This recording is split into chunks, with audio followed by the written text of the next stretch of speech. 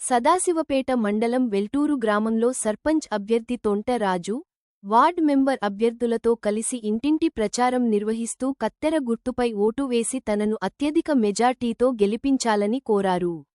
ఈ సందర్భంగా సర్పంచ్ అభ్యర్థి తొంట రాజు మాట్లాడుతూ గత 30 ఏళ్లుగా గ్రామ ప్రజలతో మమేకమై ప్రజాసేవలో ఉన్నానని, తనకు ఒకసారి అవకాశం ఇచ్చి గ్రామ సర్పంచ్గా గెలిపిస్తే గ్రామ అభివృద్ధితో పాటు విద్య, వైద్యం, యువకులకు ఉద్యోగ ఉపాధి కల్పిస్తానని అన్నారు.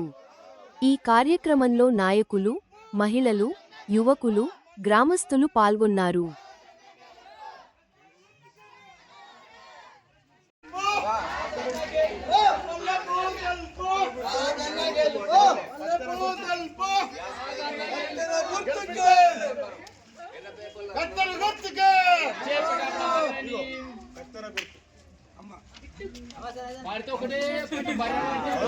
తొంటరాజు కత్తెర గుర్తు, నా గుర్తు కత్తెర గుర్తు.